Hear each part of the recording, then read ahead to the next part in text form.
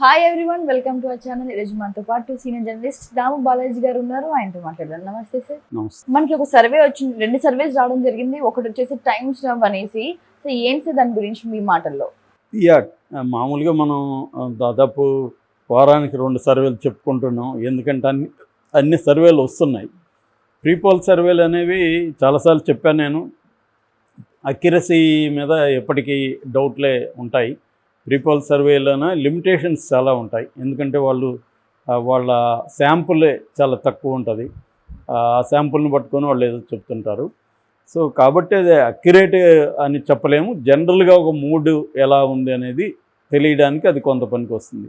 కానీ ఈ మధ్య ఏమైందంటే రాజకీయ నాయకులు అందరూ కూడా, ముఖ్యంగా పొలిటికల్ పార్టీస్ ఏం చేస్తున్నాయంటే, కొంతమందికి సర్వే చేసే సంస్థలకు డబ్బు కానీ లేకపోతే వేరే రకమైన ఫేవర్స్ కానీ ఇచ్చేసి దానికి బదులుగా తమకు అనుకూలంగా సర్వేలు చేయించుకోవడం అనేది కామన్ అయిపోయింది.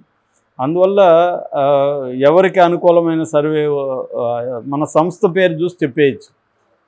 ఇండియా టీవీ అనగానే ఇది ప్రో తెలుగుదేశం అని చెప్పేయచ్చు. ఆ సర్వే మనం లోపలికి వెళ్ళాల్సిన అవసరం లే. టైమ్స్ నవ్ అనగానే ఇది వైసీపీ సర్వే అని చెప్పేయచ్చు. అలాగా కొన్ని సంస్థల పేరు వచ్చేసాయి అన్నమాట ఆల్రెడీ. ఆ సంస్థ పేరు సర్వే వచ్చిందనగానే నేనైతే చెప్పేస్తా ఇది ఎవరికి చెప్తుందని. పేరు చెప్తే చాలు నాకు, ఎందుకంటే నేను అనేక సర్వేలు చెప్పాను కాబట్టి.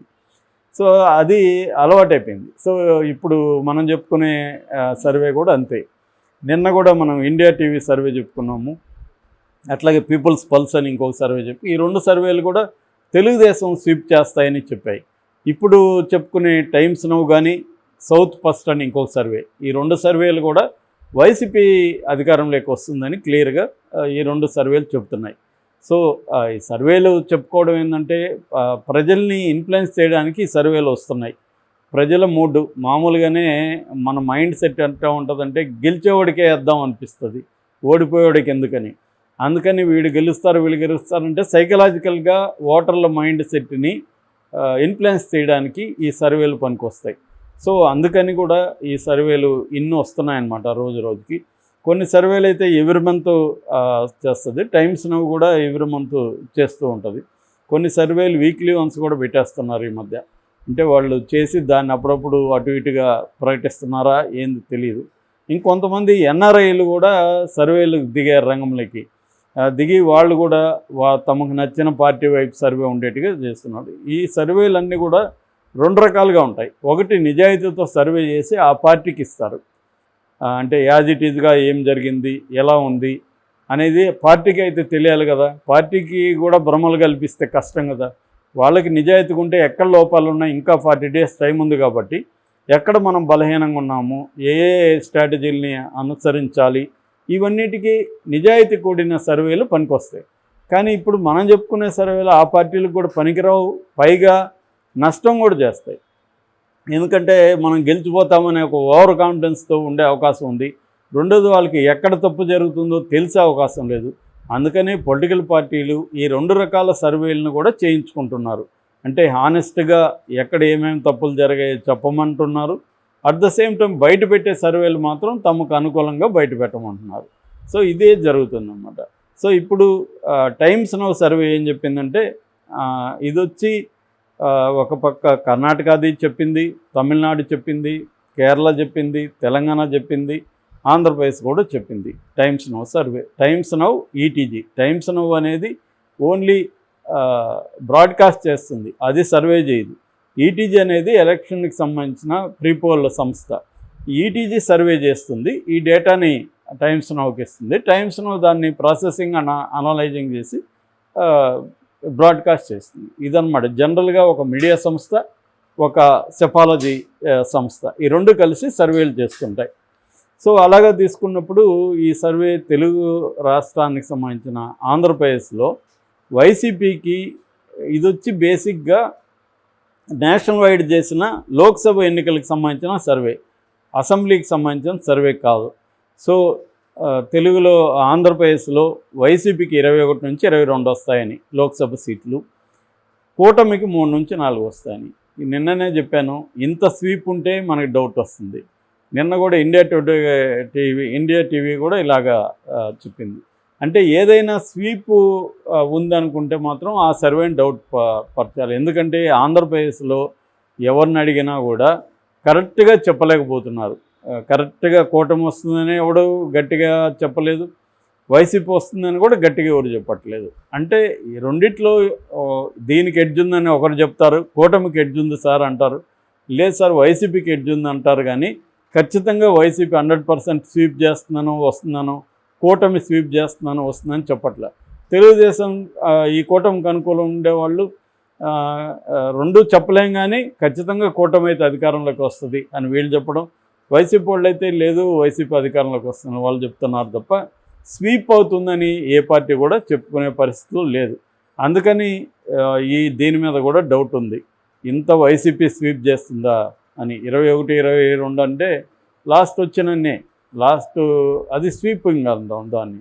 మళ్ళీ అంత స్వీప్ పరిస్థితి లేదు, ఎందుకంటే అధికారంలో ఉంది పార్టీ, దానికి యాంటీ ఇన్కంబెన్స్ ఉంది, కరోనా దెబ్బ కూడా దాని మీద పడింది. రెండోది 3 పార్టీలు కలవడం వల్ల యాంటీ ఇన్కంబెన్స్ అనేది చీలకుండా ఒక దగ్గర పోలరైజ్ అవుతుంది. సో అర్బన్ ఓటర్లో కొంత వ్యతిరేకత ఉంది. పథకాలు రాని వాళ్ళల్లో కూడా రూరల్ ఏరియాలో పథకాలు రాని వాళ్ళు ఉంటారు, వాళ్ళకు కూడా పక్కింటి వాళ్ళకి ఇచ్చి మాకెందుకు లేదని ఒక ఇది ఉంటుంది. ఎంత రీజన్ చెప్పినా, లేదమ్మా మీ కొడుకు జాబ్ చేస్తున్నాడు కదా అని చెప్పినా కూడా వాళ్ళకి సాటిస్ఫాక్షన్ ఉండదు. చేస్తే ఏంటి వాడేమన్నా నాకు ఇస్తాడా, నాకంటూ ఉంటే బాగుంటుంది కదా అని అనుకుంటారు. అలాగా రకరకాల రూపాల్లో వ్యతిరేకత ఉంది. అయినప్పటికీ కూడా స్వీప్ చేస్తుంది వైసీపీ అని చెప్పడం అనేది ఖచ్చితంగా డౌట్ఫుల్లే. కానీ ఇది అలా చెప్పింది. ఇక కర్ణాటకకి వస్తే బీజేపీకి ఆల్మోస్ట్ లాస్ట్ ఎన్ని వచ్చాయి అన్నీ వస్తాయని చెప్తుంది. అంటే 21 నుంచి 23 వస్తాయని.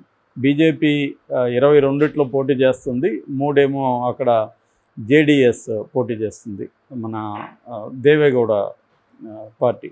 కాంగ్రెస్కి 4 నుంచి 6 వస్తాయని చెప్తుంది, జేడీఎస్కి 1 నుంచి 2 వస్తాయని చెప్పింది. ఇక తెలంగాణలో కాంగ్రెస్ 8 to 10, ఇదైతే కొంత దగ్గరగా ఉంది. ఎందుకంటే ప్రతి సర్వే కూడా ఆల్మోస్ట్ కాంగ్రెస్కే మెజారిటీ వస్తుందని ఇక్కడ చెప్తుంది. మనకి ఇక్కడ పరిస్థితి చూసినా ఇక్కడ అర్థమైపోతుంది. కాబట్టి ఈ సర్వేలు తెలంగాణ సర్వే చూస్తే మాత్రం దగ్గరగా ఉంది. బీజేపీకి 4 నుంచి 6 వస్తుంది, బీఆర్ఎస్కి 1 నుంచి 3 వస్తుంది, ఎంఐఎంకి 0 నుంచి 2 రావచ్చు. అది ఇక్కడ సర్వే చెప్పింది. ఈ సర్వే ప్రకారం కొంత అక్యురసీకి దగ్గరగా ఉన్నట్టుగా మనకి చెప్తుంది. ఇక తమిళనాడులో మొత్తం 39 ఉన్నాయి. తమిళనాడులో 39లో డిఎంకేకి మెజారిటీ 21 నుంచి 22 వస్తాయి, కాంగ్రెస్కి 5 నుంచి 7 వస్తాయి, ఏఐడిఎంకేకి 1 నుంచి 3 వస్తుంది, అదర్స్ 4 నుంచి 5 వస్తుంది అనేది ఇక్కడ సర్వే చెప్తుంది. ఇక కేరళలో 8 నుంచి 10 కాంగ్రెస్కి వస్తుంది. తర్వాత సిపిఎం అక్కడ ఇప్పుడు పార్టీ అధికారంలో ఉంది, సిపిఎంకు 6 నుంచి 8 వస్తుంది. అంటే చాలా రాష్ట్రాల్లో ఏంటంటే అసెంబ్లీ ఎన్నికలు ఒక రకంగా జరుగుతాయి, పార్లమెంట్ ఎన్నికలు ఒక రకంగా జరుగుతాయి. పార్లమెంట్ ఎన్నికలకు వచ్చేసరికి మోడీ వర్సెస్ అనేది వచ్చేస్తుంది. సో అందువల్ల అక్కడ నేషనల్ ఇష్యూస్ ఇంపార్టెంట్ అవుతుంది. మోడీ వర్సెస్ కాంగ్రెస్ కానీ, లేకపోతే మోడీ వర్సెస్ రాహుల్ కానీ, ఇలాంటి ఒక clear cut black and white picture అక్కడ ఉంటుంది. కానీ అసెంబ్లీ ఎన్నికలకు వచ్చేసరికి లోకల్ ఫ్యాక్టర్స్ అనేకం పనిచేస్తాయి. ఇప్పుడు ఆంధ్రప్రదేశ్లో మాత్రం జగన్ చుట్టూనే ఎన్నికలు జరుగుతున్నాయి. జగన్ మళ్ళీ రావాలా వద్దా అనేది పాయింటే మెయిన్. మిగతా ఎన్ని చెప్పినా కూడా అన్ని పార్టీలు, ఈ కూటమిలో ఉండే అన్ని పార్టీలు జగన్ రావద్దని చెప్తున్నారు. వైసీపీ ఏమో మళ్ళీ జగన్ రావాలని వైసీపీ చెప్తుంది, జగన్ ఏమో మళ్ళీ మీ బిడ్డ రావాలని జగన్ అడుగుతున్నాడు. వీళ్ళేమో జగన్ సైకో అని, ఇంకోటనో విధ్వంసకారుడను, జగన్ రావద్దని వీళ్ళు చెప్తున్నారు. సో ఇది ఏం జరుగుతుంది అనేది మనం చూడాలి.